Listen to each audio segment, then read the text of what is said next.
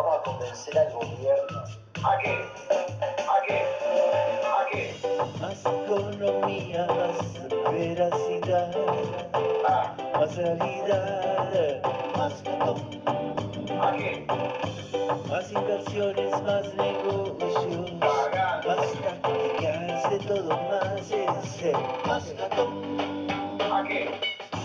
Más índices reales, la onda bursátil es más ratón. ¿A qué?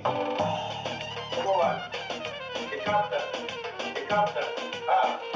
Se anima a pegarlo Obama, y más, y más, y más, y más. El único. Más ratón. ¿Qué ve el papel para abajo? Yo lo veo para arriba. ¿Qué captan? Para arriba. Para arriba, para arriba, para arriba. ¿Cómo van? Más ratón. Cagando. ¿Qué captan? Más ratón. Cagando. ¿Qué captan? Más ratón. ¿Qué hacemos? ¿A dónde voy con esto? Quizá me equivoco yo, pero bueno, a nosotros no nos puede pasar nada, nada, nada. Para mí, país, eh,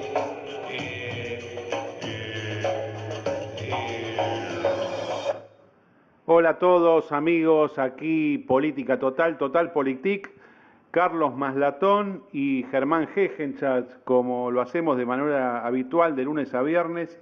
En este momento son las 22:09 en la República Argentina del domingo 22 de febrero.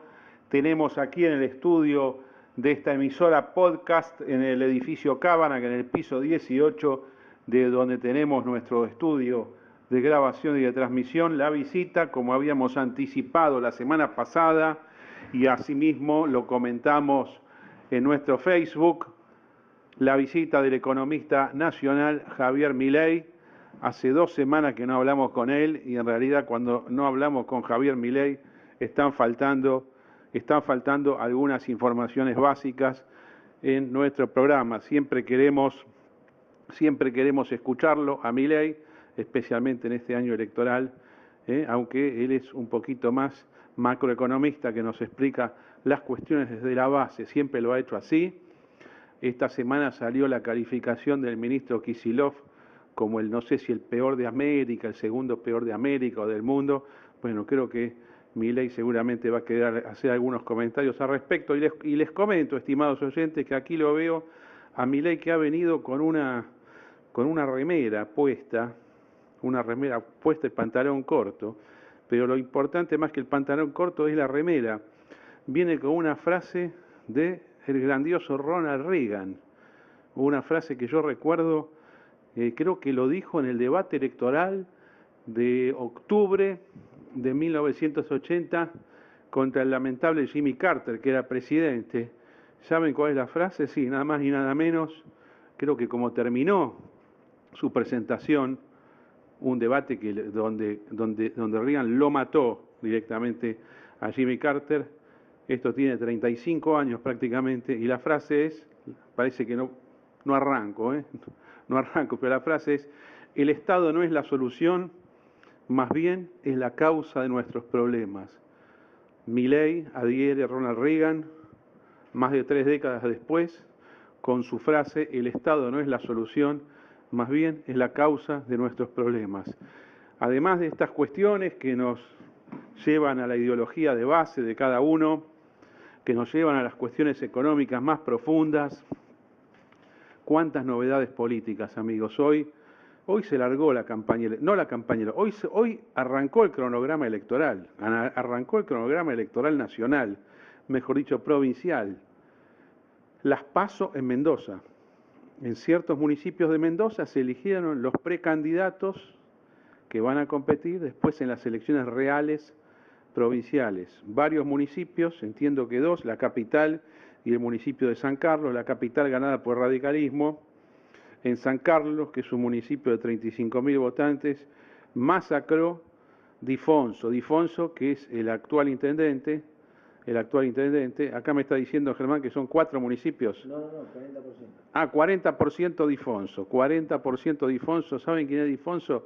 Difonso es un miembro del Partido Renovador, del Frente Renovador, es demócrata de Mendoza, pero es uno de los demócratas de Mendoza que, bueno, para mí fue coherente. En lugar de irse con Macri, que la mayoría se fue con Macri, él se fue con el Frente Renovador, que es lo que corresponde. El Partido Conservador, los gansos de Mendoza, ¿dónde van a estar? ¿Cómo van a estar con Macri los gansos de Mendoza? Los gansos de Mendoza son conservadores, Macri es socialdemócrata. Lo que corresponde culturalmente, energéticamente hablando, desde el punto de vista político, es el Frente Renovador, así que lo mató.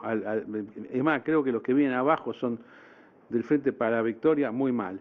Viene el radicalismo, desaparición política prácticamente del kirchnerismo en estas elecciones de Mendoza, pero además otras cosas el fin de semana notables. Por ejemplo, vamos a empezar de lo más cercano a lo más lejano. Acaban de confirmar, Graciela Ocaña y Martín Lustó acaban de confirmar que se unen para las PASO. En realidad esto es muy cómico, como se están presentando últimamente las informaciones es muy gracioso. Dos sujetos que van a competir, se sacan una foto juntos y dicen nos unimos para competir, al estilo Carrió con Macri. Señores, esto es una payasada. Yo nunca vi que dos que van a la interna se junten como aliados para mostrarse, lo cual me está indicando que la interna es una joda, que no es real. De todas maneras, viene esta alianza de Ocaña, alianza, van a compartir un lema electoral, Lustó con Ocaña. Creo que esto le suma, creo que pueden llegar al 20% y va a ser una sorpresa de este unen residual. Después lo que tenemos es que es residual, Hegencha. Se está riendo acá el compañero Hegencha, pues digo que es residual. Es unen residual, porque el unen principal se fue con Elisa Carrió. Ahora vamos a hablar de la otra novedad del fin de semana. ¿Qué pasó? Bueno, después, ¿qué tenemos? ¿Y cómo se compone la ciudad? Lustó Ocaña por un lado, Larreta Michetti por otro lado. Que yo le digo, hoy por hoy, si yo tengo que ir a votar, no habiendo candidato firme del Frente Renovador por el momento, yo me voy a divertir en la interna del PRO. No sé todavía si voy a votar por Michetti o si voy a votar por Larreta, pero que nos vamos a divertir seguro, analizándolos a los dos. Para mí son nefastos los dos, ¿no? La verdad, yo se los digo como siempre, pero igualmente los respeto a ambos políticamente. Después vamos a tener el Frente para la Victoria, que no sé qué va a ser acá. El Frente para la Victoria, Frente para la Derrota, o sea, el kirchnerismo está tan mal que para mí es capaz de sacar menos del 10%, desastre electoral. Otro gran temita del fin de semana, del viernes en realidad, viernes al mediodía, fue la aparición de Pino Solana como posible candidato a jefe de gobierno, o sea, intendente. Pero parece que estuvo hablando, no sé si con Massa o con los operadores de Massa, seguramente habló con Massa, porque Massa es diputado, Solana es senador, es fácil encontrarse en algún pasillo de la Cámara Alta o de la Cámara Baja del Congreso de la Nación, y le tiene que haber dicho, ¿por qué no te venís con nosotros? Bueno, hoy salió mucha gente puteando el fin de semana, especialmente a mí, que soy adherente al Frente Renovador, que me piden explicaciones a mí que no tengo. Se los digo ahora que estoy con este programa, no tengo explicaciones. Ustedes me preguntan si me gusta, y no es lo que más me gusta. Hubiera preferido otro candidato del Frente Renovador. Ahora lo que me dicen es que no es candidato del Frente Renovador, que es un candidato al cual puede apoyar el Frente Renovador, con lo cual es una cosa totalmente distinta. ¿Saben cómo nos vamos a dar cuenta si esto es real, alianza o no es real? Con las listas de concejales. Cuando tengamos la lista de concejales, ¿de quién son las listas de concejales? La gente del Frente Renovador propiamente dicho va a poder presentar listas. Si puede presentar listas, que es una alianza. Y si no, es una adhesión para decir juego en algo. Ahora, lo interesante es que con todos estos candidatos que se están presentando, y siempre hay que sumar la izquierda, la ultraizquierda, el fascismo, el nacionalismo, la gente que no tiene nada que hacer, los vecinalistas, el PRO con esto no va a llegar a una ganancia, no, es imposible que gane en primera vuelta electoral, ¿eh? Entonces el PRO va a estar, pienso yo, con estos dos candidatos que tiene, más debilitado, va a ser más difícil que lo que fue la reelección de Macri en el año 2011. Vamos a analizarlo. Después, el otro tema es lo de Reutemann.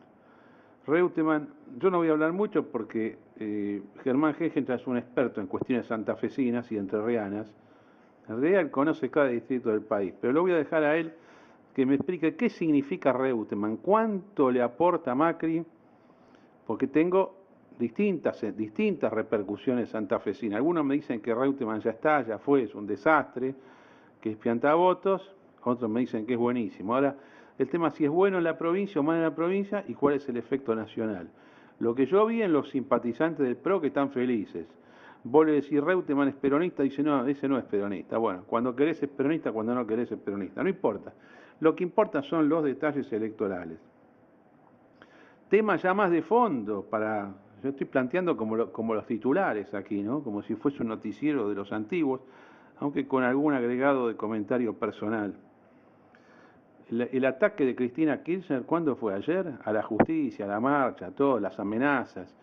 Y acá uno se pregunta, y yo no quiero hablar como Elisa Carrió, pero estas amenazas no pueden no concretarse, no puede no intentar el gobierno kirchnerista el autogolpe de Estado. Esto es una palabra muy antigua, autogolpe de Estado, es de los años 60, de los años 70, de hace 40, 50 años, pero ¿para qué todas estas amenazas? ¿Qué es lo que van a pelear?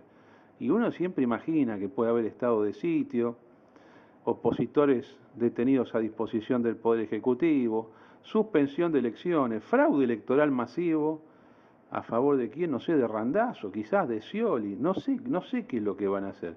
Y si uno compara esto con Venezuela, y dice, bueno, puede estar muy contento el gobierno tratando de inspirarse en Venezuela, pero ¿qué tienen que hacer? Además de detener, tienen que matar.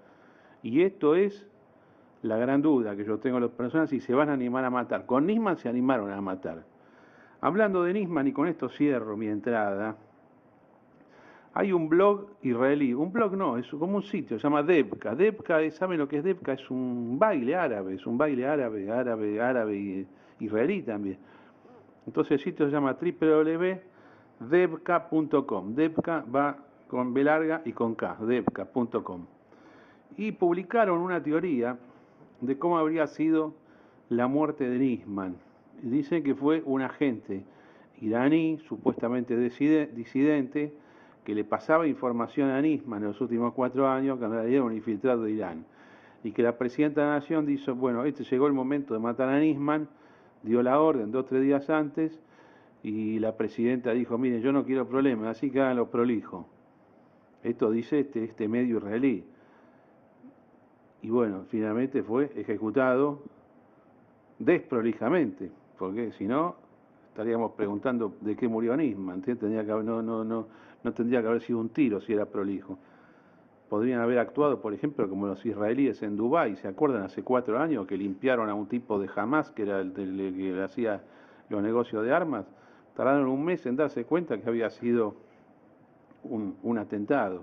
No un atentado, había un comando lo liquidó, no sé si cómo, de qué manera, pero nadie se dio cuenta durante un mes, creían que había muerto de un ataque, no sé qué cosa.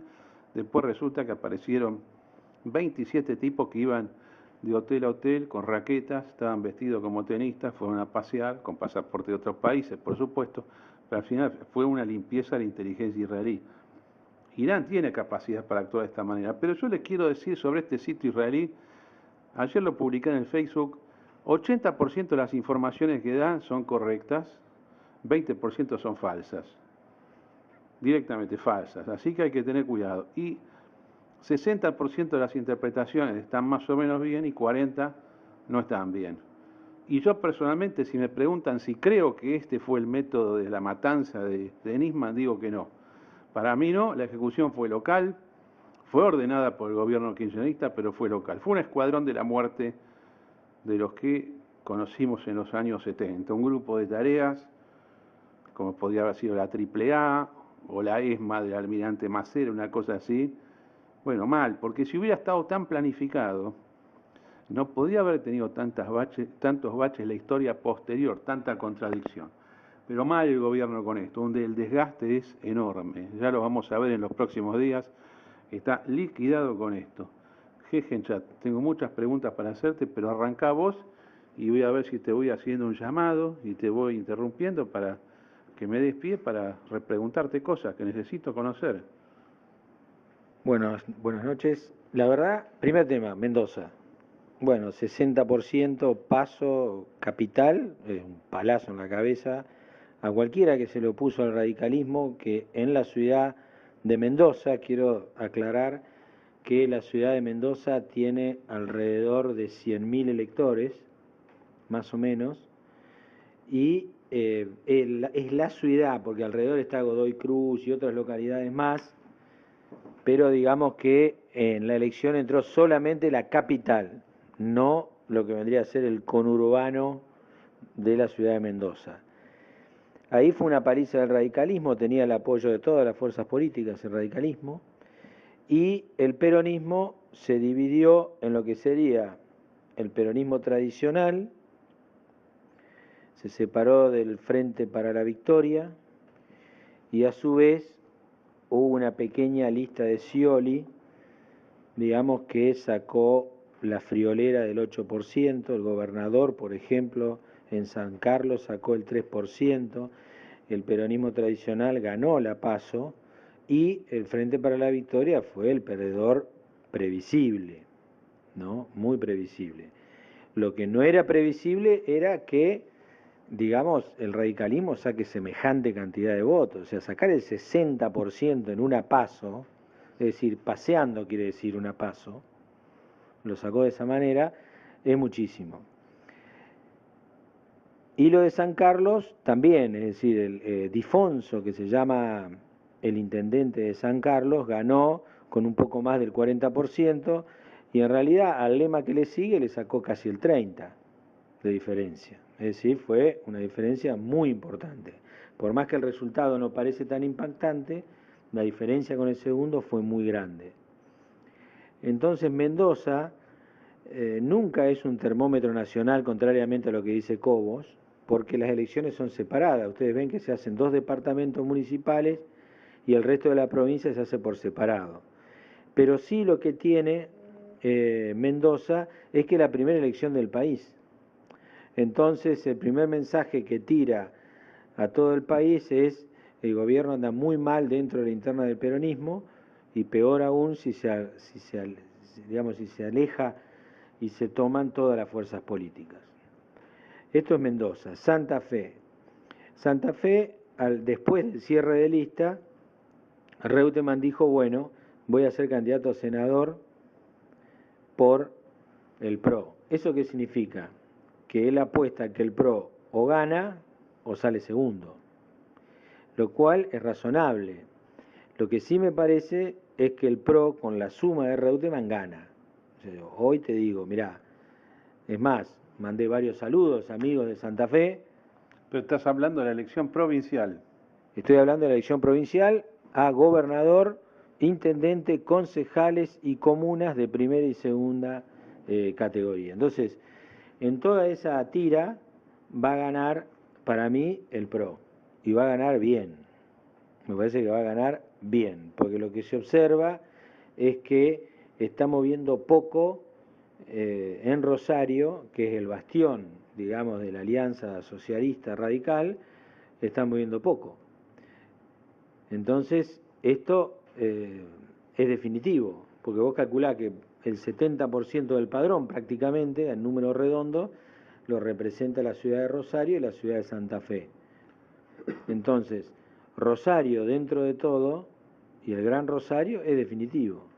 Lo que sacás ahí, si la diferencia que sacás ahí te sirve para el resto de la provincia. Bueno, y como siempre te pregunto, el impacto nacional posterior de esto, ¿que te condiciona la nacional o no te condiciona la nacional respecto al comportamiento del electorado de la provincia de Santa Fe? Mirá, a mí me parece que no te lo condiciona. Lo que va a suceder después es que todo el voto que es, digamos, socialista y radical se va a minimizar y se va a dividir el gran voto, digamos, entre Massa y Macri. ¿Por qué? Porque cualquiera de los dos que pase en la PASO, o si pasan los dos, se van a llevar todos los votos. Es así. Es decir, no hay lugar para UNEN. No existe UNEN, para mí, ya hoy día, en la elección nacional. Sí, pero el UNEN en Santa Fe, perdóname que te diga, es una cosa distinta, porque es el Partido Socialista. El Partido Socialista que todavía gobierna. Vos le estás dando directamente desaparición electoral. Lo que estoy dando es que pierde la provincia. Bueno, pero pierde la provincia, pero esto es para la provincial, pero todavía sería peor para la nacional. Y por supuesto, ¿quién lo va a votar después? ¿Para qué? ¿Para qué lo vas a votar a Wiener? O sea, la gente a presidenta hace voto útil, ¿eh? Claro, y un Scioli, ¿cómo quedaría con todo esto? No tiene lista Scioli. No, un Scioli para la nacional en Santa Fe, te digo. No tiene nada. ¿Qué tiene? A ver, ¿qué pasó con el peronismo en Santa Fe? El líder, digamos, el factor de unión del peronismo en Santa Fe tradicionalmente fue Reutemann. Fue el tipo que lograba la mejor performance después de los desastres de Reviglio y demás. Entonces, ido el Lole de la preeminencia dentro del PJ, terminó siendo la pieza que faltaba para que el PJ sea dinámico. En las últimas elecciones, la que tomó un poco ese rol de ser la más vendedora electoralmente es Bielsa, la hermana del ex canciller. Ahora, esta chica pegó el portazo y no participa en la elección porque no quería ir bajo la sigla del Frente para la Victoria. Esto ya lo explicamos, que fue un congreso de hace 3 semanas, un poco más, del PJ. ¿Te acordás que hablamos el viernes del congreso que había sido el jueves, si mal no recuerdo? Entonces, quedando fuera de carrera, había que o tomaba la posta Reutemann, o tomaba la apuesta Perotti, o tomaba la apuesta Rossi, o tomaba la apuesta a alguien. Pero la verdad es que hasta último momento no tomó nadie, y por abandono de todos quedó Perotti al mando, como candidato a gobernador. Perotti, que es un moderado de Rafaela, ex intendente de Rafaela, actual diputado nacional, un tipo muy bueno del peronismo en la provincia de Santa Fe, pero es muy bueno en un momento complicado. Digamos, además, el número 2, para poder cerrar algo y poder tener algo, es un ex intendente de los alrededores, ahora no me acuerdo el nombre, pero ahí de la zona de Rosario, que es K. Entonces, digamos, eso es como un lastre que tiene en la lista. Y a su vez Reutemann, después del cierre de lista, se pasó con el PRO y antes del cierre de lista tenía 2 operadores, Giorgetti y Carranza, trabajando en la lista de Bussi, para armar el sur Carranza y el norte Giorgetti. Y a su vez otra gente de él coló con gente de Perotti en distintos lugares. Es decir, el tipo va por el PRO, metió con Bussi y metió con Perotti, gente. El único que no metió fue con el Cachi Martínez, pero lógicamente ese juega solo. Pero, digamos, Germán, Yo entiendo que no es muy fácil de comprender, pero es así. yo no es que quiero hacer un planteo de carácter moral, ¿no? Vamos a dejar la moral a un costado y vamos a analizar esto técnicamente. ¿A qué está jugando? ¿Qué es esto de un dirigente político en una elección pone su gente en 3 listas distintas? ¿Cómo se explica? Y que él tiene que salir electo senador o diputado nacional porque tiene muchos juicios encima, que si pierde los fueros puede perder la libertad personal. Tiene juicio, pero no era que Reutemann es un tipo de moral intachable. ¿Juicio de qué tiene? Bueno, hasta que no tenga sentencia no lo vamos a saber, pero es un riesgo que no quiere correr. O sea, el tipo tiene juicio por las inundaciones, que dicen que se inundó y que murió gente y demás, porque parece que hubo una licitación que estaba presupuestada y demás, y que no se llevaron a cabo las obras, entonces murió gente y le echan la culpa, y otros casos más. Pero más allá de eso, digamos, el tipo necesita fueros. Entonces dijo, bueno, yo doy libertad de acción, ¿viste? Sálvense como puedan. Fueron por todos lados, pero fueron y no fueron, o sea, fueron de alguna manera indicados. Te aconsejo ir allá, digamos, ¿no? Pero ¿qué es lo que se disputa en esto? Se están sacando el Frente para la Victoria de encima. Rossi, que encabezó una de las elecciones de medio término la otra vez, arañó el 10% en la provincia de Santa Fe. Arañó el 10% en la provincia de Santa Fe. O sea, le fue muy mal. No podía caminar la provincia. ¿Vos te acordás que lo tapaban de huevos, pobre? Le decían arveja porque estaba rodeado de huevos reventados. Entonces, pues, ese es el problema. Entonces, el Frente para la Victoria es un problema para el PJ donde no lo puede limpiar, le tiene que ganar las elecciones de alguna manera. Porque tienen mucho dinero además para volcar en el territorio. Entonces, ¿qué pasa con toda la gente de Reutemann que cuela, digamos, concejales, tribunales de cuentas y demás por todas partes? Es gente que después va a intervenir en los consejos del PJ y va a terminar sacando lo que quede de Frente para la Victoria después de la elección de este año. Bueno, nuevamente te formulo la pregunta, si no te la hice claramente antes. Pino Solana, Sergio Massa, Polo Sur, Frente del Sur, Frente Renovador. ¿De qué se trata la cosa? Mira, cambió el anclaje electoral. Ahora hay un componente, o sea, mira, cuando empezamos a hablar de esto, que fue hace mucho, que yo dije el tema de que el anclaje de la elección tenía un componente institucional importante, es decir, la defensa de la democracia, en el sentido que empezó en el 1983, pasó a ser un tema desde la avanzada del gobierno sobre la justicia. Entonces la gente percibió de que el sistema estaba en peligro. Entonces el anclaje entre quienes están a favor y quienes están en contra cambió. Ya no se trata de ver si la asignación universal por hijo sigue, si Aerolíneas se estatiza, sigue estatizado, se privatiza y demás. Ahora hay un tema sustancial que se suma a los temas que se venían hablando antes. En ese sumarse se aceleró el pase de Carrió con Macri.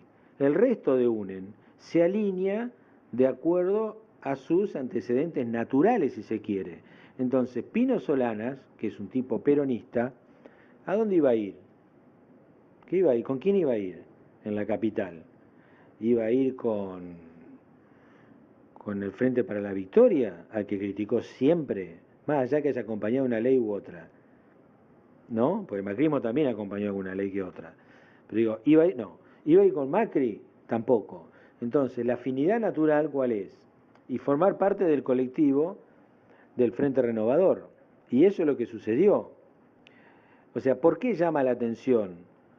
Porque todavía creo que el grueso de las personas no han percibido o no definen esta nueva demanda que tienen correctamente. Y a su vez, la base electoral disponible en la capital federal no es una base de centro derecha o socialdemócrata. El sector político que más va a perder en la capital, como vos lo dijiste, es el Frente para la Victoria. Los que se van, los que han sido traicionados, golpeados en su buena fe, ¿no?, por los últimos movimientos del gobierno nacional y no están dispuestos a volver a votar a cualquier filmus que ponga el Frente para la Victoria, por más cara bonita que pongan, entonces, ¿qué va a hacer? ¿A dónde va a votar ese votante? ¿A dónde va a ir? ¿Que lo va a votar a Lustó? ¿Lo va a votar a Macri? No, lo más natural es que lo vote alguna oferta peronista que haya en la ciudad. Y en la ciudad no hay oferta peronista. ¿Por qué? Porque el partido en la capital, si bien lo conduce Santa María, la impronta de acá es el Frente para la Victoria en capital. Siempre el candidato lo puso la Presidenta de la Nación en la capital federal. Como ha sucedido históricamente, cada vez que hay un gobierno peronista, acá se pone a dedo y lo pone el presidente. Entonces, va a ser una lista del frente, encabezada por el Frente para la Victoria acá. Todo lo que pierda lo va a tomar el Frente Renovador. Entonces, el votante que se identifica desde otro sector con el Frente Renovador, en capital quizás se ve sorprendido por esto, pero a ver, ¿qué sorpresa hay? O sea, yo me pregunto, ¿cuál es el espacio en la capital? O sea, no hay otro, ese es el espacio. Entonces, es natural que converja ahí, digamos, el apoyo, no sé si se va a dar o no, pero si hay un apoyo del Frente Renovador, puede ser que sea Pino, ¿por qué no?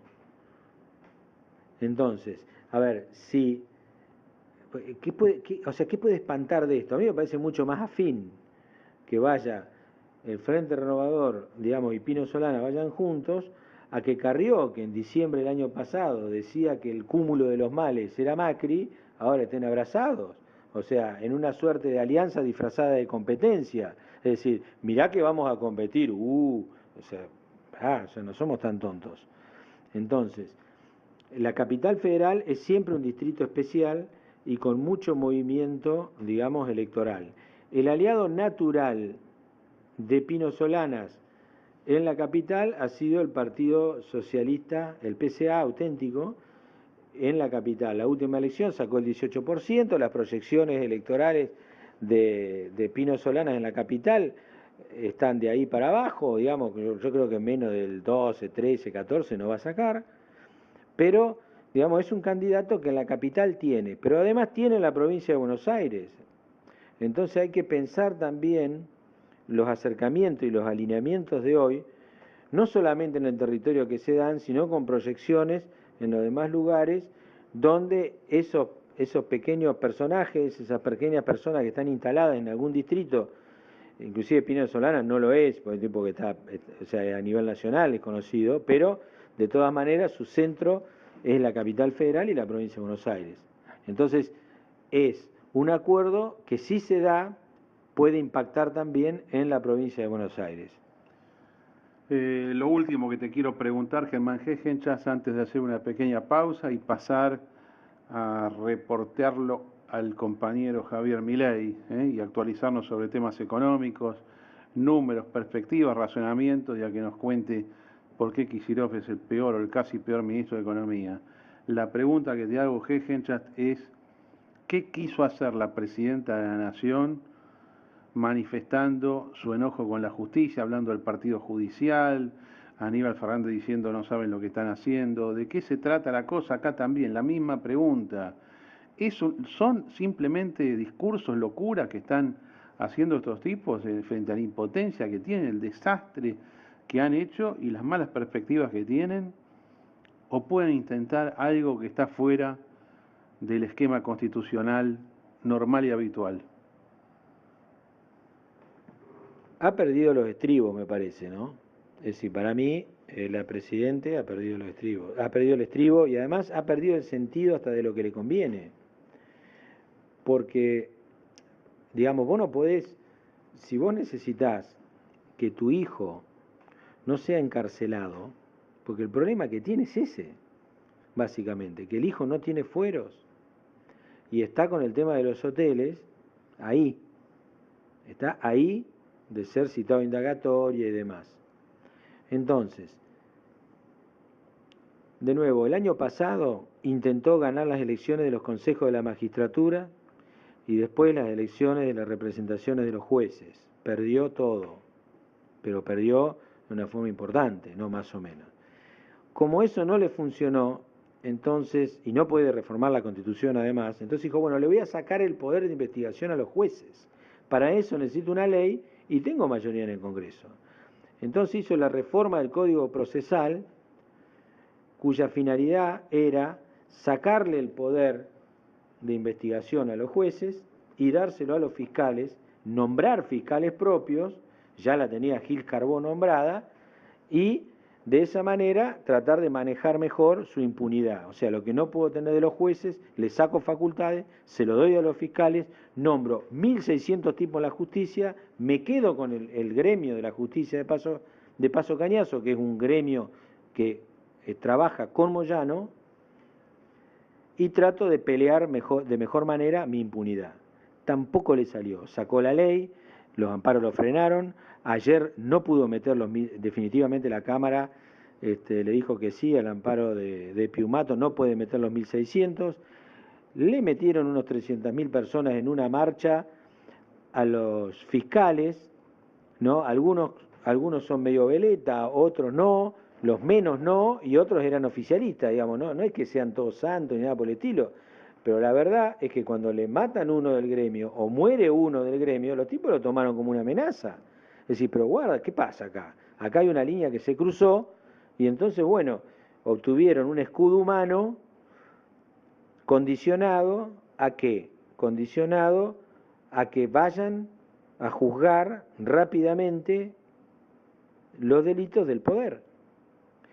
O sea, la sociedad y los jueces se autodisculparon y se comprometió la sociedad a hacer el escudo humano de la justicia para que sea ejercida como corresponde en los hechos de corrupción por lo menos, más lo de inseguridad, que también, digamos, es algo que molesta mucho a la sociedad, y los fiscales se encontraron con un apoyo que no lo esperaban con esa contundencia. De hecho, muchos fiscales que no habían ido, no sé si vos viste, se reunieron después en el despacho de uno de los que había ido y dijeron, che, la verdad que bueno, qué barro que salió esto, en fin, como que se arrepintieron de no formar parte de la movida. Entonces, frente a esto, la reacción es decir, hay un partido judicial, el famoso partido judicial, viene, esto es un golpe institucional, un poder del Estado va en contra de otro, y dice un montón de cosas que realmente no tienen ningún sentido, como por ejemplo, a ver, partido judicial. Bueno, supongamos que es un partido judicial. ¿Cuál es el estatuto del partido judicial? ¿No? ¿Cuál es la política? ¿Aplicar la ley? Entonces, ¿qué es lo que te molesta? ¿Que la justicia te empiece a aplicar la ley? Porque todos estos jueces son, dijo algo así como que son todos malos, ¿viste? Que son todos... Está bien, bueno, listo. ¿Vos qué hiciste en 13 años para limpiar esta justicia que vos decís mal? ¿Le hiciste juicio político a Yarvide? ¿Sacaste todos los que hoy criticás? No. Lo único que ha pasado acá es que la justicia se decidió a juzgar hechos de corrupción un año antes que termine un gobierno, cosa que antes avanzaba más despacito. Pero lo que pasa es que ha sido proporcional a el impulso de invadir las facultades de la justicia que tuvo el gobierno. Entonces, este es un daño, otro más autoinfligido por el propio gobierno. Y la respuesta es una respuesta refleja de doblar la apuesta y de querer enfrentar la sociedad. Ahora, yo no creo que llegue a mayores. ¿Por qué? Porque la revolución supuesta que ha planteado siempre esta etapa política en el país ha sido más semántica que real.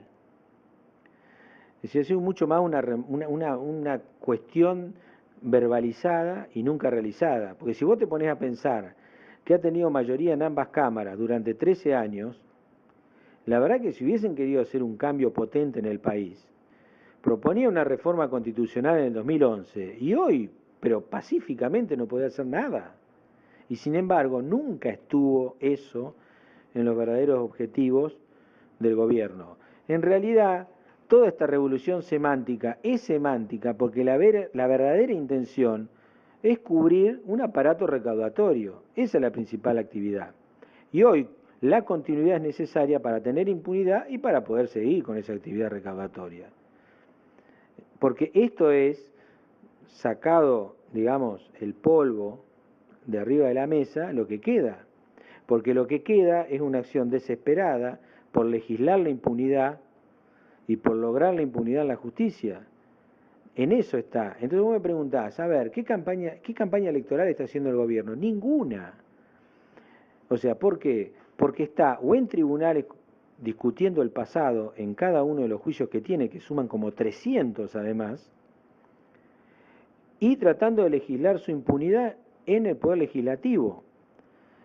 Y las elecciones se van a resumir a tratar de colar la mayor cantidad de personas en listas para poder tener impunidad después del 2015. Pero no hay un proyecto político de continuidad, pero no porque no quieran, sino porque no hay con qué hacerlo.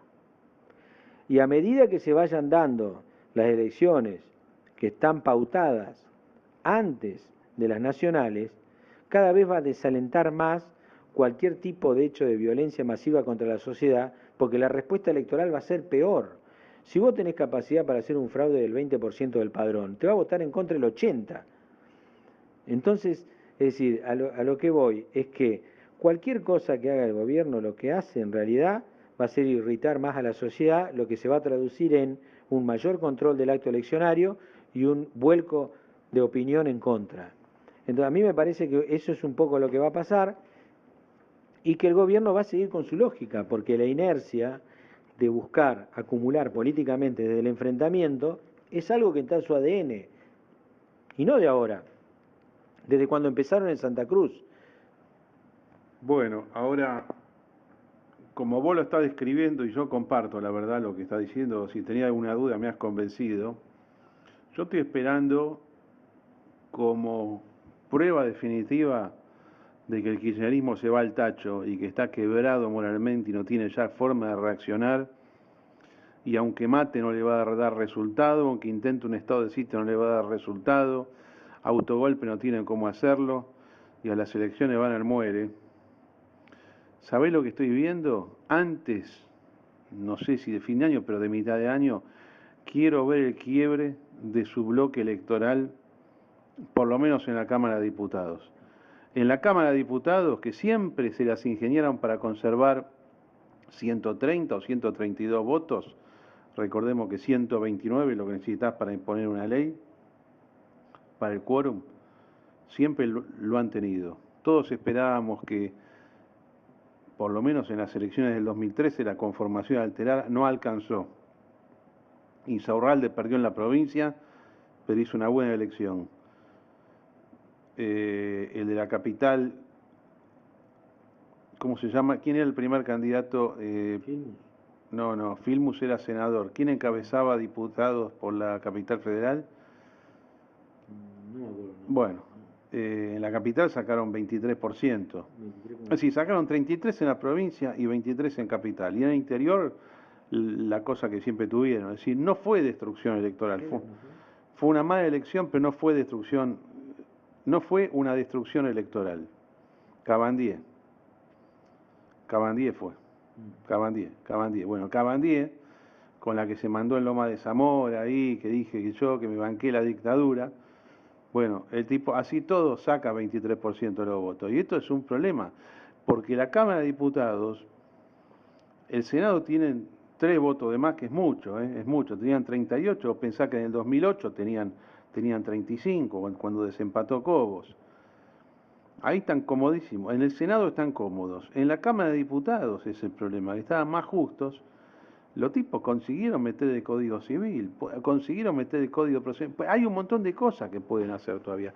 Si vemos una quebradura de ese tipo, ya podemos festejar en el sentido de que el kirchnerismo ya directamente va rumbo a la desaparición electoral primero y política después. La mayoría parlamentaria se quebró en tribunales en realidad, porque las leyes que salen le ponen un amparo y la paran por inconstitucional. Porque ¿cuál es el problema? Si vos buscás impunidad, es inconstitucional la impunidad en un Estado de Derecho. Entonces saques lo que saques, te la atacan por ese lado y listo, y estás listo. Entonces, a ver, vos para poder garantizarte la impunidad tenés que tener la suma del poder público, y eso no lo vas a lograr en un año electoral. Y además hay otro tema. Las elecciones de Mendoza van a ser un primer punto de inflexión respecto de lo que vos decís. ¿Por qué? Porque quieras o no, es una percepción del humor social, ¿viste? Del humor social. Y enseguida va a estar la elección de Santa Fe. Y la elección de Santa Fe va a ser la eleccionadora. Porque ahí va a haber mucho que va a decir, pero ¿a dónde te estoy acompañando? ¿A dónde me llevas electoralmente si yo sigo así? Porque vamos a ver cuánto saca Perotti, pobre Perotti, la verdad que en serio que es un buen tipo, pero la verdad que es un muy mal momento. Le van a tener que dar 1000 veces gracias que haya aceptado encabezar la lista, porque no había quien la quiera encabezar. Es decir, para mí, yo no sé si el bloque se va a quebrar en una votación. Lo que va a suceder es que va a bajar el flujo de leyes a mandar. ¿Por qué? Porque cuando Zanini vaya a hacerse el malo, va a ir, hay una reunión, viste como el peronismo, ¿no? O sea, hacen una reunión para decidir algo y llega el que quiere mandar nomás, el resto no va. Que es lo que le pasó a Rodríguez Sá, ¿te acordás? Vamos a hacer una reunión de gobernadores en Chapadmalal y no fue nadie. Bueno, Gegenchat, decreto que sos el principal comentarista depresor del ánimo combatiente kirchnerista. La verdad, mortal lo que has hecho, ¿eh? O sea, si uno es kirchnerista y te escucha, se tiene que suicidar.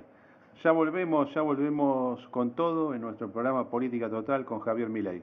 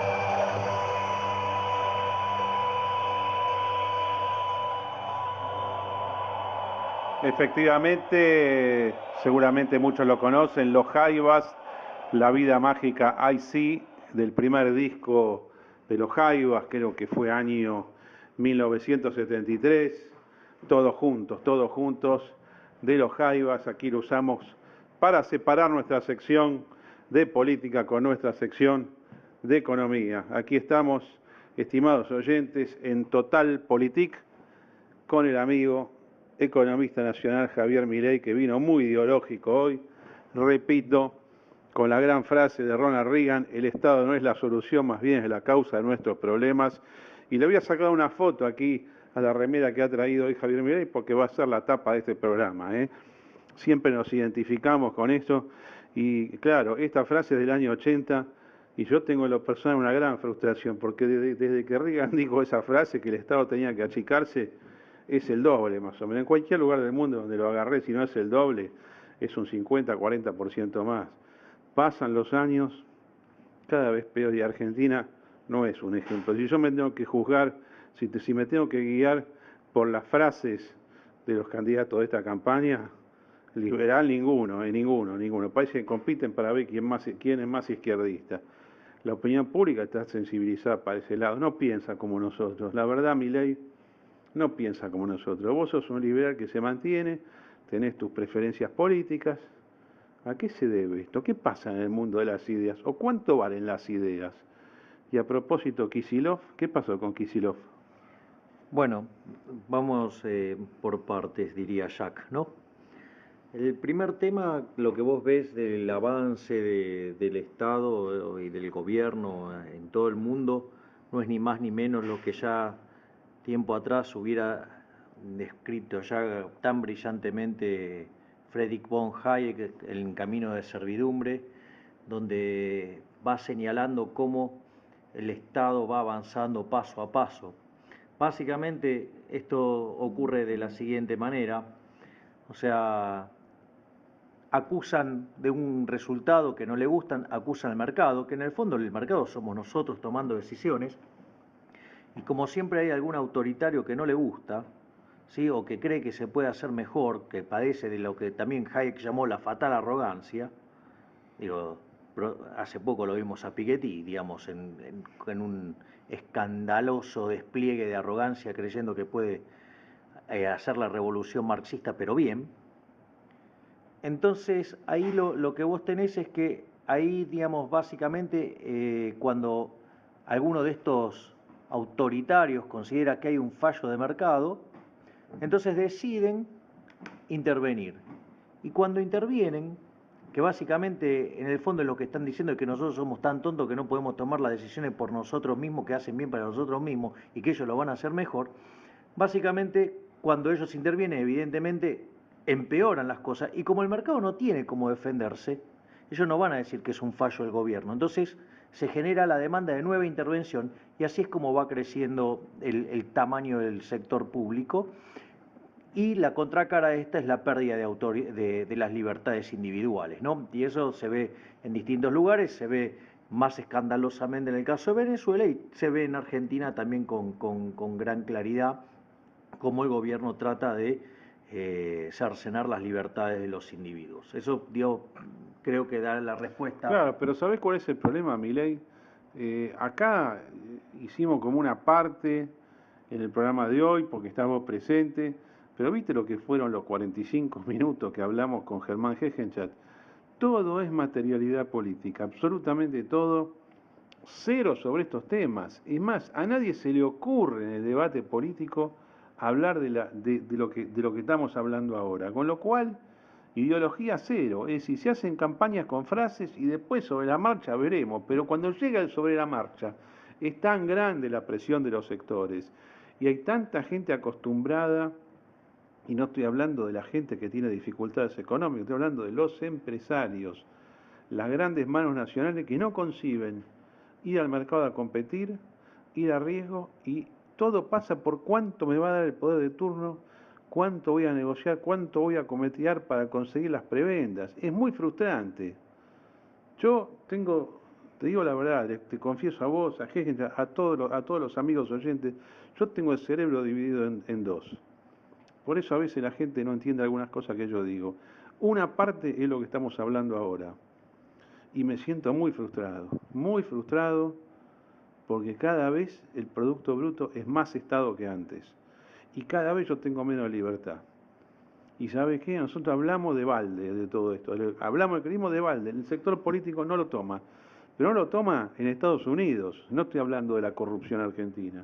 Y la otra parte de mi cerebro es la política del día a día, la política práctica. También lo entiendo todo. Pero creo que son dos áreas totalmente desconectadas. Y esto es angustiante. Sí, no solo es angustiante, sino que también es muy caro. A ver, vamos a ponerlo en blanco y negro. En primer lugar, la semana pasada se publicó un ranking de los ministros de finanzas de la región. El ministro de Economía de la Argentina salió 17 de 18. Aparte es muy interesante porque la nota... Perdón, ¿me tenés presente el último y el primero? Sí, el primero fue el de Panamá y el último fue el de Venezuela.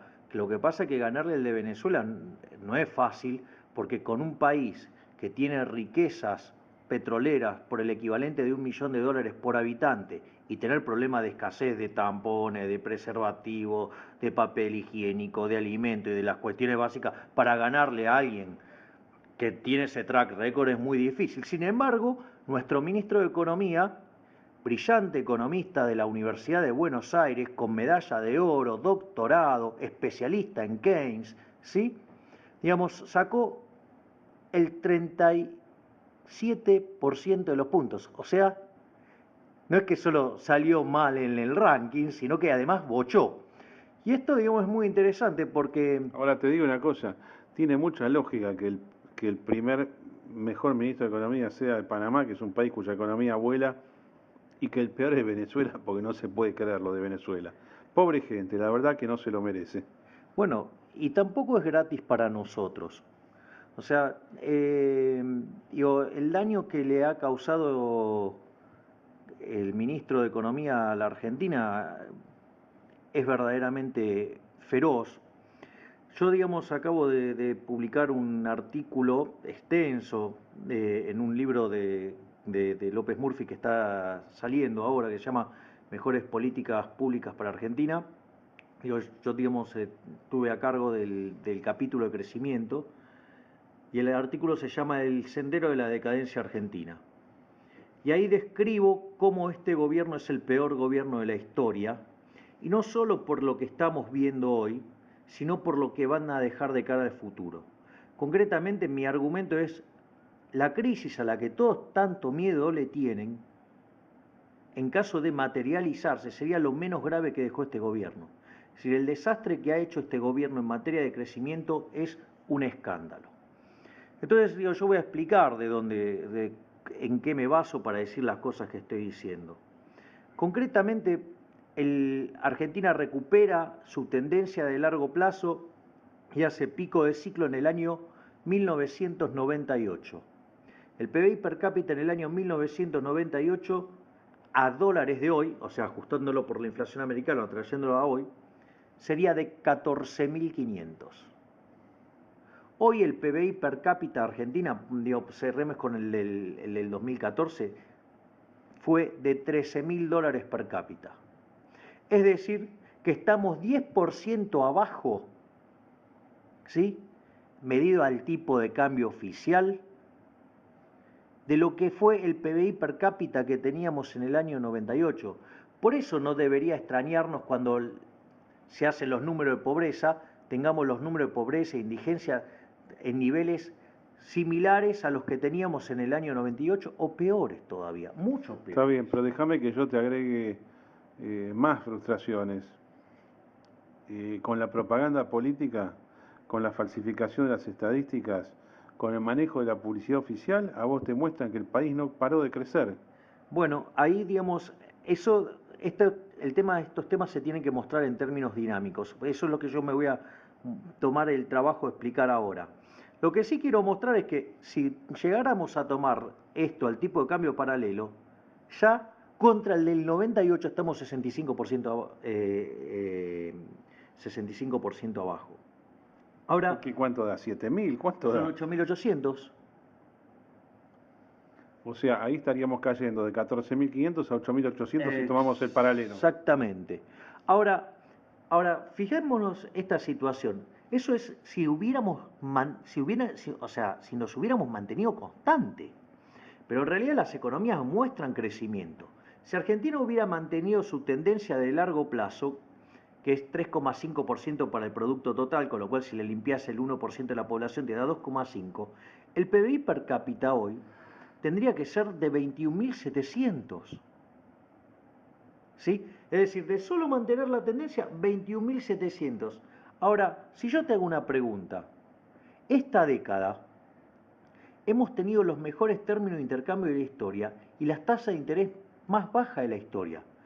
Con lo cual, eso te agrega, ¿sí?, a la tasa de crecimiento 2,2% más de crecimiento, y hubieras metido, y tenés los fenómenos de convergencia, y eso te hubiera dado 1,1 más.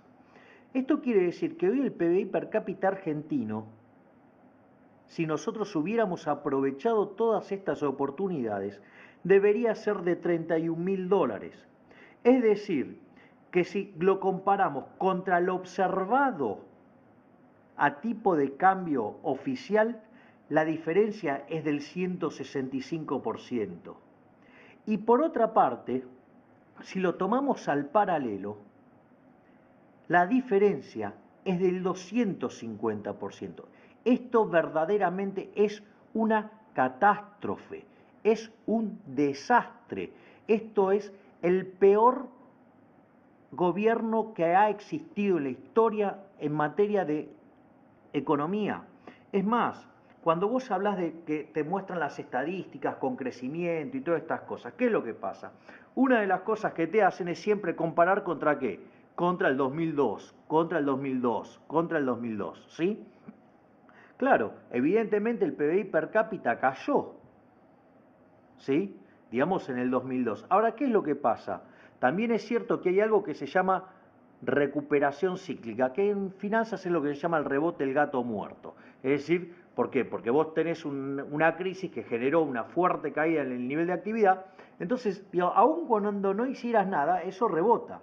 De hecho, esto es muy interesante, y es que si nosotros, tomando toda esa situación, tomamos a dónde debería estar el PBI per cápita, ¿sí?, sin hacer nada, ¿sí?, y con este mal enfoque institucional, porque recordemos que el señor ministro de Economía dijo que seguridad jurídica son simplemente dos palabras horribles, lo dijo así, de manera literal, con lo cual eso te condena a tener la moneda muy depreciada porque no sos digno de recibir inversión. Aún en ese caso, nuestro PBI per cápita debería ser de $23.000. Es decir, la impericia del actual ministro de Economía nos cuesta 76% en términos de PBI per cápita, medidos al tipo de cambio oficial. Si lo hacemos contra lo que deberíamos tener, estamos a 134%, ¿sí?, si lo hacemos contra el paralelo. Con lo cual, lo que nosotros tenemos es que verdaderamente estamos frente a una catástrofe en materia de crecimiento. ¿Y uno cómo puede explicar eso? Bueno, una de las cosas, hay un artículo formidable de William Easterly que dice: un mal gobierno puede matar el crecimiento. O sea, tener un mal gobierno es como tener mala suerte. O sea, y eso puede destrozar el crecimiento.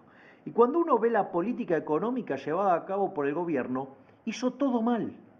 Es decir, no dejó aspecto de la política económica por hacer bien. Entonces, por ejemplo, digamos, el propio Easterly estima los efectos de la mala política. Entonces dice, mire, ¿cuáles son las cosas malas para el crecimiento? Por ejemplo, tener inflación. Entonces, cuando usted tiene inflación alta, ¿sí?, eso le resta un punto de crecimiento. Usted, si tiene inflación baja, eso impulsa el crecimiento en 2 puntos. Es decir, que ahí el problema inflacionario cuestan 3 puntos de crecimiento. ¿Qué otra cosa es mala para el crecimiento? La presencia de mercados negros, es decir, de mercados paralelos. Argentina tiene un escándalo en materia de mercado paralelo, hoy está en el 50%, pero ha llegado hasta el 100%. Pero perdóname, ¿por qué es malo? Yo digo que gracias a los mercados negros el nivel de vida no es tan bajo. Es decir, eso es lo que nos permite mantener por lo menos algo de aire en la economía. Bueno, es que el problema, a ver, ¿cuál es a ver, siempre es bueno que los precios se expresen, ¿sí? Ahora, el tema es que cuando vos tenés, digamos, mercados negros, por decirlo de alguna manera, el problema es que vos para un mismo bien tenés varios precios. Recordá que el rol fundamental de los precios en la economía es la de transmitir información y eso genera que los agentes se coordinen en torno a esa información y eso es después lo que genera los ajustes dentro de la economía y así se van reasignando los recursos eficientemente, ¿sí? Y se dirigen a donde rinden más. Si yo tengo varios precios para un mismo bien, lo que estoy haciendo es distorsionar el sistema, con lo cual termino sesgando la asignación del recurso, y eso lo que hace es, por ejemplo, a una economía le cuesta 2 puntos porcentuales. ¿Sí? ¿Qué otra cosa más hay mala para la economía? Tener la moneda sobrevaluada. ¿Sí? ¿O qué otra cosa más hay mala para el gobierno? Tener déficit fiscal, cerrar la economía, ¿sí? O tener agregados monetarios bajos. Veamos qué hizo este gobierno en materia de resultado fiscal. ¿Sí? El promedio que tuvo de resultado fiscal en la etapa 2003-2006, ¿sí? El resultado global sin rentas fue de 1.6 positivo, habiendo tenido un pico de 2.3 en el 2004. Hoy estamos en 4, en el 2013 cerró en 4, este año cerró, el año pasado, en torno de 6. Es decir, se pegaron un bandazo fiscal de casi 8 puntos del PBI. Es decir, Te hago una pregunta, Milei. Sé que no hay estadísticas todavía, pero este primer bimestre del año 2015, ¿qué estás observando? lo que creemos es, digamos, que va a haber una retracción de la actividad económica porque, digamos, están los niveles como venía a fin del año pasado. Entonces, digamos, lo que vos vas a ver es que estadísticamente vas a registrar caídas, ¿sí? Está bien, yo te quiero agregar a estos esquemas de razonamiento y de exposición que vos tenés un elemento que es financiero. Hubo algo en estos últimos 2 años que evitó desastres, los evitó. Las cosas podrían haber sido mucho peores. En algún momento se pintaba para ser peores. La caída del 2012 fue impresionante en los mercados argentinos y después en el 2014, después que no se arregló con los acreedores del juicio de Nueva York, los holdouts, los buitres, también tuviste una caída enorme agosto, septiembre y octubre. Sin embargo, ahora estamos en recuperación. Si vos ves los papeles argentinos, que no son toda la economía, son uno de los indicadores más que se pueden ver, YPF está baja realmente, está muy afectada por el petróleo, pero los bancos argentinos empezaron a salir de una zona de congestión que no pudieron salir durante 13 años, al alza están saliendo. ¿Qué significa esto? Expectativa positiva respecto al año próximo. Y esta expectativa positiva en realidad empezó, yo sé que alguna gente está muy enojada conmigo porque lo voy a decir, pero empezó exactamente el 18 de junio del año 2013, que es el día en que Massa comunica que vaya a las PASO. Esto es lo que cambia la expectativa. Entonces, a mí me parece que estamos viviendo hace casi 2 años de expectativas positivas dentro de una economía que está mal y dentro de una conducción de política económica que no puede ser peor. Y falta poco ya, ¿no? Si no tenemos el golpe institucional, el estado de sitio, el autogolpe, en unos meses estamos ya liberados de este desastre. Germán Hegenchat quiere hacer un comentario. No, quería recordar un tema de fechas, ¿no? Javier, vos fíjate, vos dijiste que se espera bajar. Hace, corregime, por si me equivoco, pero hace por lo menos 11 meses que va para atrás, digamos, la economía. Y si hacemos memoria, a Kicillof lo nombraron en noviembre del 2013, a mediados de noviembre, o no, más o menos, noviembre de 2013. Mira, no me quiero jugar fuerte, pero creo que fue el 19 de noviembre del 2013. Ahora, O sea que tuvo 2 meses que funcionó, habrá salido empatado, que fue la inercia de lo que recibió, pero cuando empezó a meter manos en la economía, empezó a ir para atrás y para atrás y para atrás. Y en realidad el verdadero sostén es la esperanza de los operadores económicos de que el gobierno no puede seguir decidiendo el futuro del país y que esa fecha, ese deadline, que en realidad va a ser una fecha de resurrección, es octubre de este año. No sé, o sea, pero porque realmente los números son muy, pero muy malos. A ver, yo, digamos, voy a separar el argumento en dos partes. Voy a separar el que tiene que ver con el ministro de Economía y después voy a ir a la cuestión de índole financiera. Respecto del ministro de Economía, la realidad es que él no llegó él no es el ministro de Economía desde que tiene el cargo. Él es ministro de Economía desde antes, o sea, él ya era 2 años antes ministro de Economía. Claro, O sea, recordemos que el famoso debate en el Congreso que vos acabás de recordar, cuando él dijo que el término seguridad jurídica era una cosa horrible, eran dos, esto fue simplemente horribles, dijo. Esto fue en abril del año 2012, fue el debate por la confiscación de YPF. Ya ahí ya era el ministro real. Claro, exactamente, o sea, digamos, Lorenzino era una pantalla, ¿no? Y al final, digamos, se terminó yendo.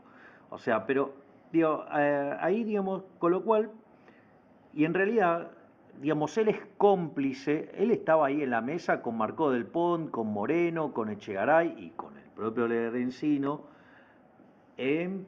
cuando, digamos, estaban con el tema de los sedines y con todo lo que era el control de capitales, y eso, digamos, le ha costado a la economía, sí, por lo menos un PBI per cápita 76% de diferencia.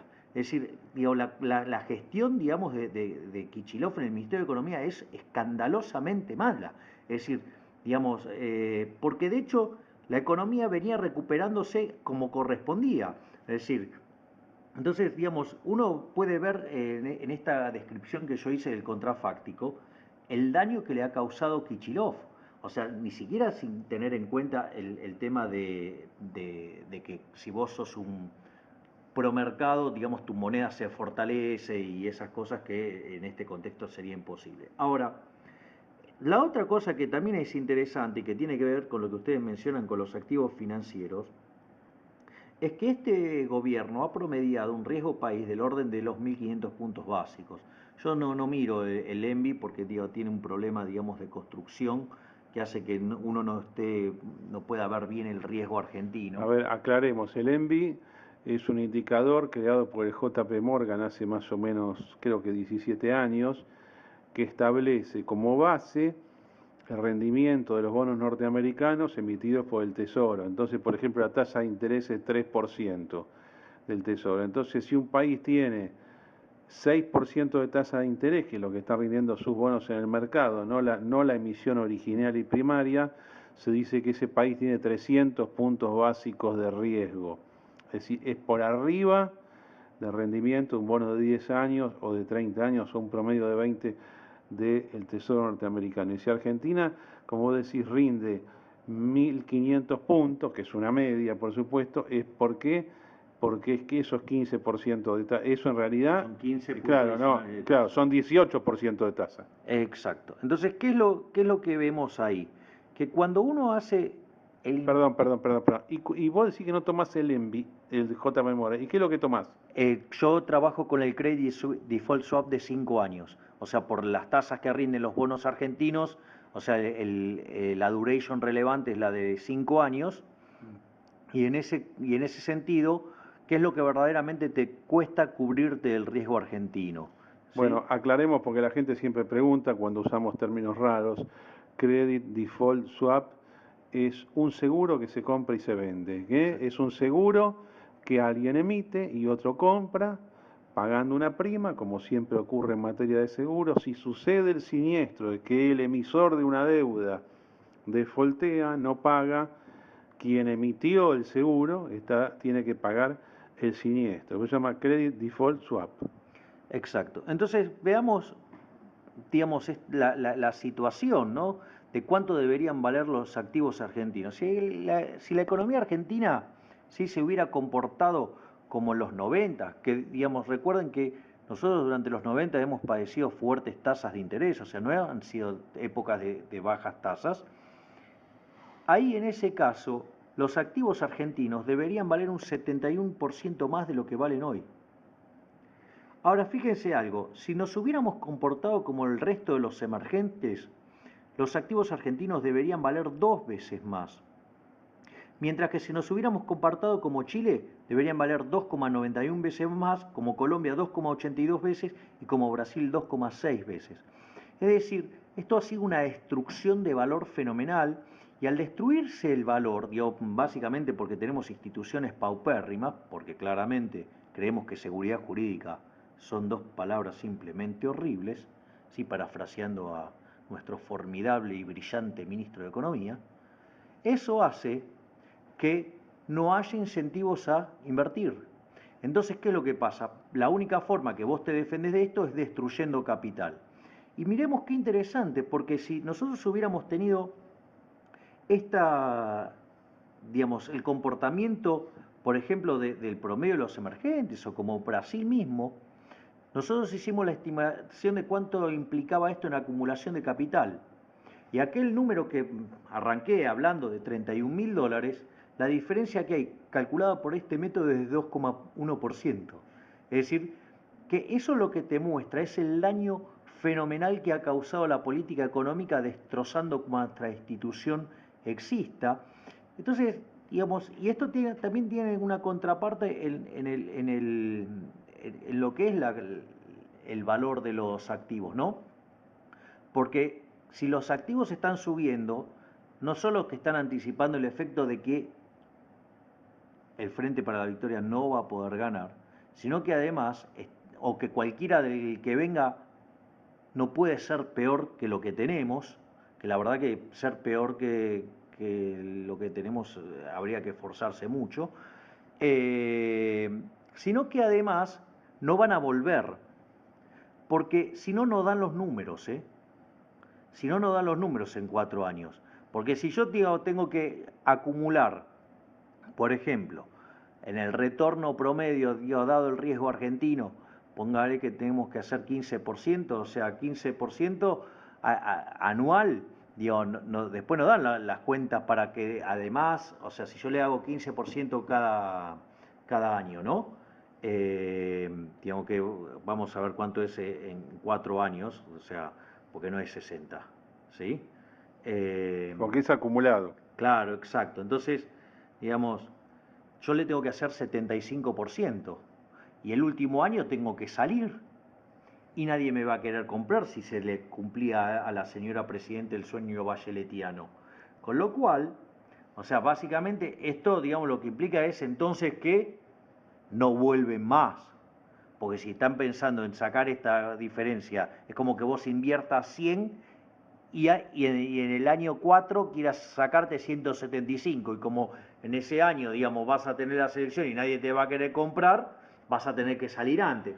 A mí no me da la cuenta, ¿eh? No, bueno, este razonamiento de comportamiento de precios con análisis político es muy interesante, la verdad que en pocos lugares se puede escuchar así como lo planteas vos, y yo voy a seguir tu línea. A mí lo que me preocupa, por ejemplo, para el próximo gobierno, sea Macri o sea Massa, o sea inclusive Scioli, que sabemos que es un kirchnerista distinto, o mejor dicho que no es kirchnerista, acá no vamos a andar chicaneando. Scioli es una cosa distinta del kirchnerismo. El día que se quede liberado va a ser un desastre, si un día se va a descargar Scioli, ¿no? Pero supongamos que los activos sigan subiendo el resto del año. ¿Sabes cuál es el problema? Que el día 10 de diciembre, con un recambio electoral pacífico, supongamos que eso suceda, ahí arranca el próximo gobierno y ahí se empiezan a caer porque viene la corrección. Es decir, hay demasiado adelanto. Esto pasa siempre, no es una cosa manejable, pero hay adelanto. Jejenchat. Mira, a mí me parece que esto que vos decís de la corrección va a suceder, pero por un tema no solo político, sino también un tema de empuje de la realidad. Es decir, el cepo se puso más o menos en octubre del 2011, si no me equivoco. O sea, después de las elecciones, la sintonía fina empezó con el cepo para ahorrar digamos, en teoría, entre comillas, divisas. Y ahí huyó Vudú del Ministerio de Economía y quedó administrando el cepo la dupla Lorenzino y Kicillof, ¿no? ¿No es así? Bueno, y a partir de ese momento estamos muy caídos, digamos, en materia de crecimiento económico. En realidad vamos acelerando la caída. Y tener una circulación en sentido contrario de la evaluación de los activos, en algún momento eso se tiene que emparejar, o por lo menos tener alguna lógica. No, primero que nada, el mercado siempre se mueve, no es que hay un momento de estabilidad, esto todo el mundo tiene que tenerlo en cuenta, no es que los activos recuperan su nivel y como una casa que vale 150.000 y 100, no es así, todo en movimiento, y toda esa exageración al alza o a la baja. No, recién te estaba haciendo una seña para que me pases la voz, el micrófono. ¿Saben cómo es esto? Nosotros, como esto es de un iPhone, de un teléfono estamos hablando, no tenemos un micrófono todavía que nos permita al mismo tiempo pelearnos en el aire y taparnos unos a los otros, por suerte quizás, ¿no? No, lo que te quería decir, que quien manejaba la economía en el 2011 era en parte Kicillof, en parte Lorenzino, pero estaba Moreno, no nos olvidemos de Moreno, Moreno desapareció, se refugió, pero el demente que dijo que acá hay que restringir cantidades, que hay que racionar los bienes para que no se acaben, en lugar de dejar que los precios floten para que se equilibren la oferta y demanda, era Moreno, ¿no? Milei. Sí, igual convengamos que al keynesiano marxista le encanta eso, ¿no? Digo, no lo dejemos de mencionar. Ese es Kicillof. Sí. A ver, el tema es el siguiente, y esto que es la parte que a mí me parece más grave. Desde mi punto de vista, todos los motores de la economía están dañados. A ver, una cosa que es muy importante para una economía es que esté abierta. O sea, aquellos países que son abiertos al mundo son 9 veces más ricos que los que están cerrados siempre. Nosotros nos hemos movido ¿en qué dirección? En la de cerrar la economía. Otra cosa que también es muy importante... Perdón, yo siempre defendí al Pepe Mujica, el presidente de Uruguay. Hoy le dio con todo a Argentina, pero le dio con todo desde un punto de vista liberal. Dijo, un carajo abre la economía. O sea, acá hay cosas que están políticamente invertidas. El tipo que viene del marxismo más extremo, de los Tupamaros, burlándose de Argentina por ser un país que cierra la economía. Ya al final de su mandato no le importa nada, tiene que entregar el poder. Y las malas cosas que va a decir cuando deje de ser presidente, ¿no? Pero es correctísimo lo que dijo Mujica. Bueno, exacto. Estas cosas son así de duras. O sea, a ver, por ejemplo, la libertad económica, ¿sí? Que tiene que ver con las cuestiones institucionales. Este gobierno nos ha avasallado en materia de libertad económica. Entonces, por ejemplo, aquellos países que son libres, ¿sí? Son casi 10 veces más ricos que aquellos que no lo son. ¿Y qué es lo que ha hecho este gobierno? Ha avanzado continuamente en el deterioro de las libertades individuales. Y esto que parece una cosa así, que solo para liberales que le gusta hacerse los piqui, miren, o sea, nosotros que somos liberales, ¿sí? Y que decimos que estas cosas son importantes, aquellos países que son libres, la intensidad de la pobreza es del 6%. Y en aquellos países que no son libres, la intensidad de la pobreza es del 22%. Con lo cual, digamos, lo que uno ve es que todo el mundo entiende esto de que hay que ir avanzando hacia la libertad económica, y nosotros, ¿sí?, estamos entre los países más represores en términos de libertades individuales. Y ni les digo lo que es en materia de regulaciones. En materia de regulaciones, Argentina está entre los peores países del ranking. O sea, es difícil encontrar países peores que Argentina en materia, ¿sí?, de regulaciones. Entonces, a ver, yo acá estoy viendo un mapa, sí, un mapa que tiene colores, y los colores te expresan lo peor. Cuanto más oscuro es peor. Digo, bien, fíjate cuál es el color más oscuro. Está bien, acá yo estoy viendo el color prácticamente negro, Argentina, Hay varios países de África en color negro, pero me sorprende ver, por ejemplo, bueno, Venezuela está bien, Ecuador está bien, están en color negro, totalmente negro, un poquito menos negro, casi azul, Bolivia, contra todo lo que uno pueda pensar, y debe ser por la economía informal Bolivia, está en un celeste claro, habla muy bien de esto de los tres países que yo veo acá de América del Sur con ese celeste más claro, que son Uruguay, Chile y Perú, pero estoy viendo arriba, entre Centro y Norteamérica, estoy viendo a México de color negro. ¿Qué pasa en México? Bueno, digamos, México no es, o sea, no es una cosa tan brutal como la nuestra, pero pero sigue siendo un país altamente regulado. O sea, lo que pasa es que uno también tiene que ir tomando otras cosas, ¿no? O sea, no es digamos, la regulación es una parte del proceso porque impacta sobre los derechos de propiedad. Pero, por ejemplo, en materias de lo que es la libertad económica, Argentina está entre los peores. O sea, está entre los peores, o sea, está en el rango con Venezuela, sí, digamos, con Ecuador y con países de África y, obvio, digamos, China, ¿sí? China no es un país libre, ¿no? No, claramente, no, digamos, no lo es. O sea, Pero está bien, pero no es libre desde el punto de vista político. La gente cree que económicamente es muy libre y vos decís que no. ¿Por qué decís que no? no, porque vos no podés ir a invertir en China como vos querés. O sea, ni siquiera te podés hacer del renminbi fácilmente. El renminbi es la moneda de China. O sea, yuan es la forma, el slang de la forma de mencionarlo, ¿no? Entonces, la verdad es que, de vuelta, volviendo al caso de Argentina, yo lo que veo es que todos los motores del crecimiento están dañados. Por ejemplo, algo que es muy importante, ¿no? Para el crecimiento, lo que tiene que ver con la educación. Aquellos países, ¿sí? Digamos, que se preocupan por que la gente se eduque, ¿sí?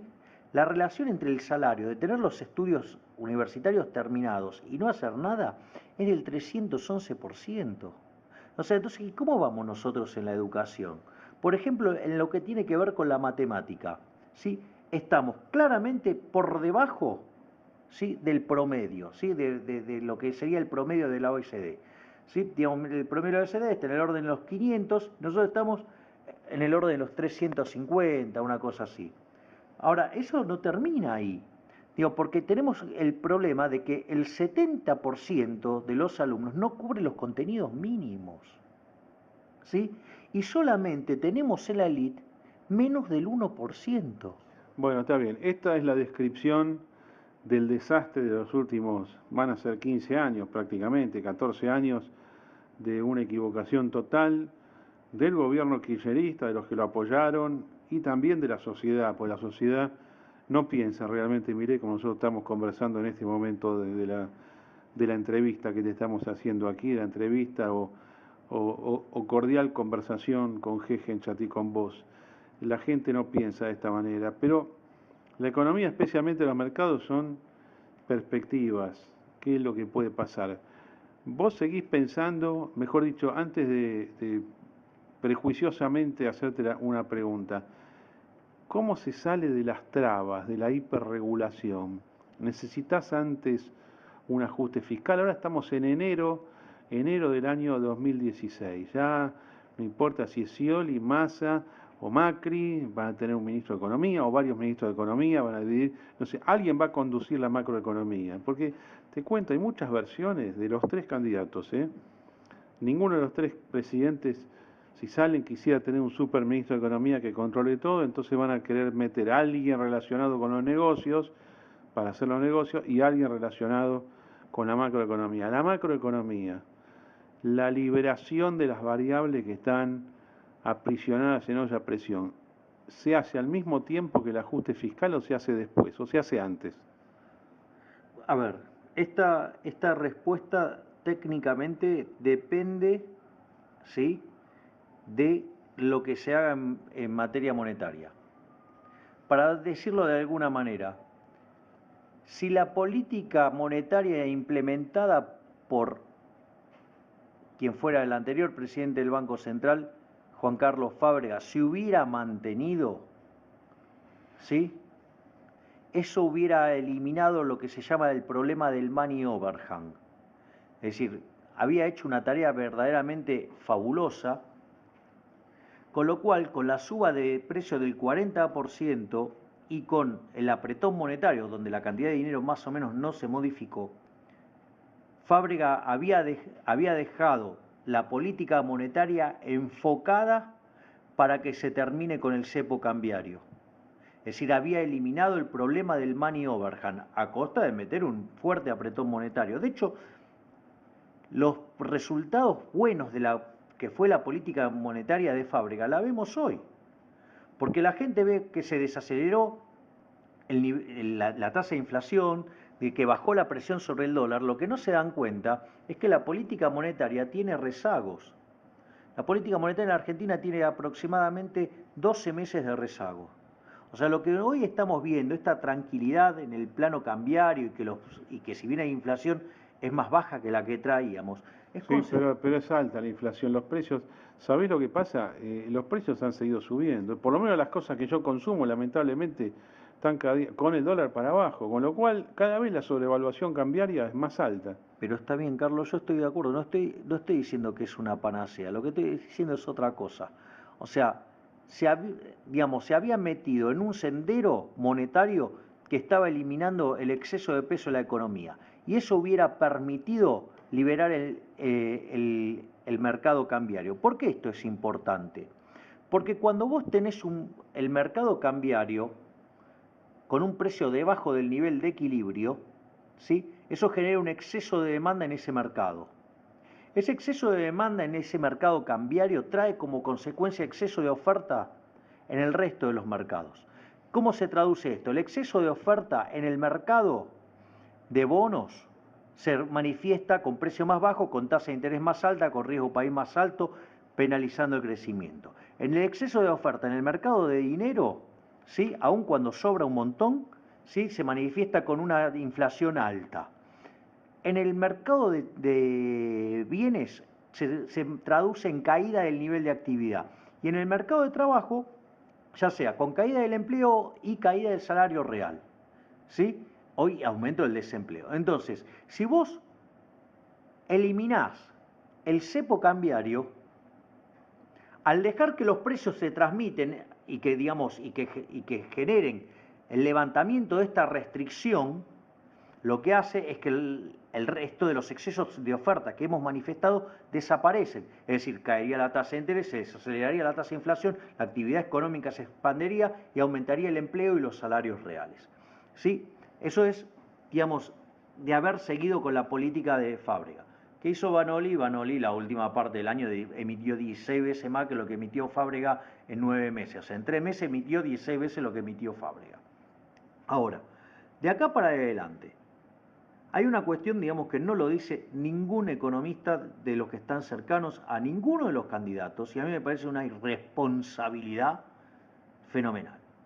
Vamos a hablar en bien claro. Argentina tiene una relación deuda-producto de 45 puntos del PBI.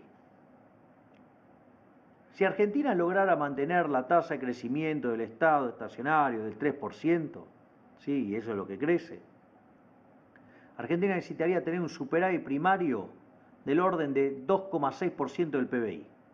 Y hoy tiene un déficit de 4 primario. ¿Qué quiere decir esto?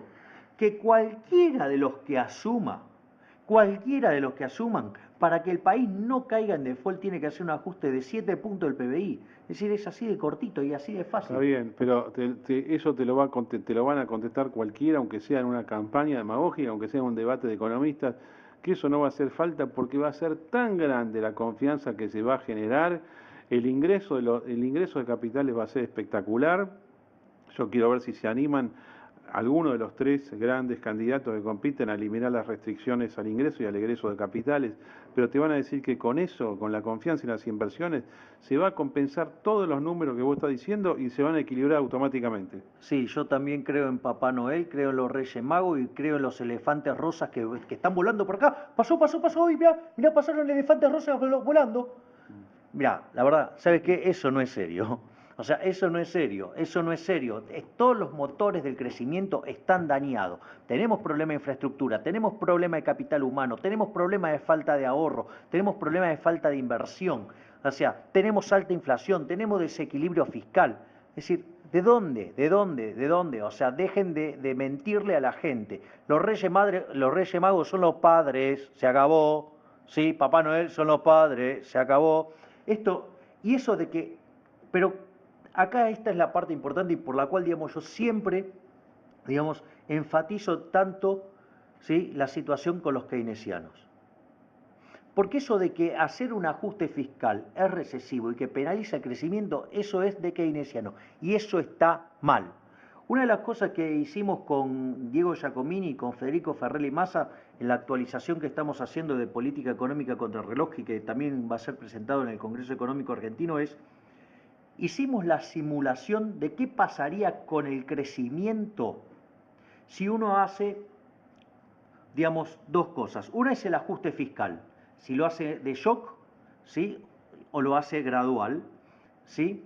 Y también hicimos un ejercicio donde hacemos una reforma estructural que llevamos los niveles del gasto público a previos a la imposición del régimen kirchnerista. Cuando hacemos la retracción del peso del sector público a los niveles previos, ¿sí?, a que tuviera lugar el régimen kirchnerista, y haciendo el ajuste de shock, la economía argentina tendría un salto de ahorro tan grande y un salto de inversión tan grande que Argentina convergería a los niveles de producto per cápita de un país desarrollado como Estados Unidos en 24 años. Si esa reforma, digamos, de reducir el tamaño del sector público y, digamos, y hacerlo de manera gradual, llegaríamos en 27 años. ¿Sí? Y si no hacemos la reducción del tamaño del sector público, ¿sí?, pero sí hacemos los ajustes, tardaríamos entre 38 y 40 años. Es decir, que no es una cuestión menor en términos de bienestar, ¿sí?, porque si uno tomaría, por ejemplo, los próximos 10 años, haciendo toda la reforma fiscal a pleno, tendríamos un PBI per cápita parecido al que tiene Holanda. Es decir, estaríamos en un nivel del 96% del PBI americano. Habríamos cerrado prácticamente la convergencia. Es decir, la clave es que lo que no entienden estos keynesianos populistas y también alimentados por la barbarie de los estructuralistas, es que el ahorro genere, digamos, provee los fondos para que se invierta y se invierte y la economía crece más. Es decir, está mal lo que se sostuvo acá durante años, que en realidad sí, el gobierno estimulaba el gasto público y eso hacía crecer el consumo y eso después generaba incremento del producto y eso generaba aumento de inversión. Está mal. Esa teoría del acelerador y la interacción del acelerador y el multiplicador está mal. Keynesianos, a ver si lo entienden de una vez, viola la restricción del presupuesto. Por eso siempre termina en inflación. Está bien, Milei, yo comparto lo que vos decís, pero te tengo que decir, no sabes lo lejos que está la dirigencia política de empezar a escuchar lo que vos estás diciendo. Están en otro mundo. Bueno, que sigan de esta forma, que vamos camino a ser un país pobre.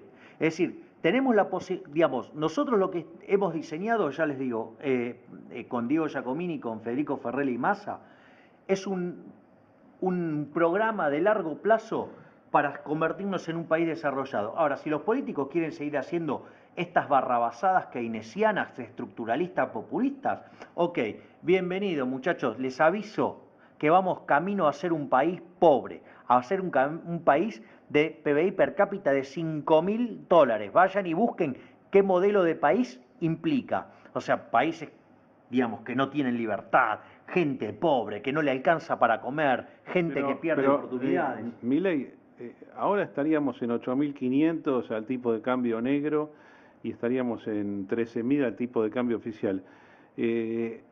Si no se hacen estas reformas, vamos a seguir cayendo en PBI per cápita hasta 5.000. Exactamente, exactamente. Cuando vos tomás todos los indicadores, o sea, en distintas partes, ya sea lo de la libertad económica, lo que tiene que ver con la regulación, los que tienen que ver con la educación, vos lo que tenés es que con los recursos que uno aplica, tendríamos, por ejemplo, en educación, tendríamos que tener puntajes de 500 puntos, como un país de la OCDE, con los recursos que ponemos.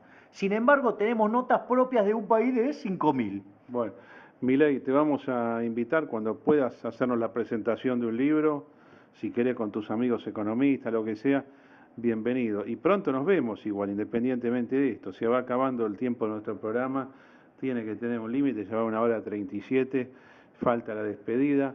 Estimado Gegenchat, tu último turno. Bueno, la verdad que lo curioso de la historia argentina es que en los finales del siglo XIX, allá por 1880 y pico, nosotros tuvimos un problema inflacionario importante, no sé si se acuerdan, bueno, vos Javier la debés tener más que clara esa. Y nosotros, 100 años después, tuvimos el mismo problema, ¿o no? En el arranque del siglo XX tuvimos una etapa medianamente ordenada, ¿o no? Sin embargo, en los inicios del siglo XXI estamos peor que en los fines del siglo XIX. El camino en contra de los buenos consejos económicos empezó más o menos por allá por el 30 y no tuvimos retorno. Bueno, gracias Milei, gracias Gegenchat. Bueno, de hecho quiero mencionar algo. En la década del 40, aún, digamos, con los problemas, digamos, de medidas que se tomaron durante los 30, el PBI per cápita de Argentina era 97% del de Estados Unidos. Es decir, éramos un país desarrollado. Estábamos entre los 5 países más ricos del mundo. Hoy, después de 70 años de keynesianismo estructuralista populista, ¿sí? Porque tenemos la irresponsabilidad fiscal de los keynesianos, los desvaríos mentales de los estructuralistas en lo monetario, y lo cual, digamos, da como resultado esta basura que es el populismo, nos ha convertido en un país, digamos, de ingresos medios, donde tenemos un PBI per cápita que representa 20% del de Estados Unidos, y que si seguimos insistiendo con esta barbarie populista, vamos camino a ser un país pobre con un PBI per cápita que va a representar del de Estados Unidos entre 5 y el 7%.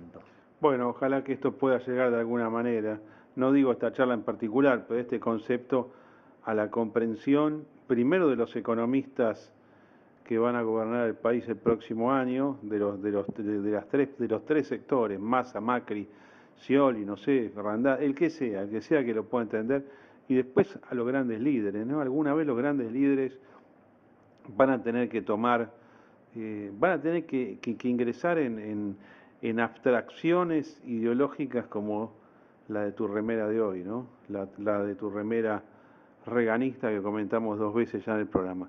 Gracias Milei, gracias Gegenchat. Mañana seguimos con Gegenchat evaluando un lunes que estimo que va a ser terrible, ¿eh? Cuando se cierran las listas, cuando hay negociaciones, vamos a estar así todo el mes, todo febrero y todo marzo con cierre de listas, así que no hace falta que te lo pida, Gegenchat, seguí afilando las investigaciones y contanos todo lo mejor, que esto no hay otra cosa, ¿eh? No hay, con esta calidad que vos lo contás y lo explicás, no hay nada en el país. Gracias a todos por la atención, mañana nos vemos.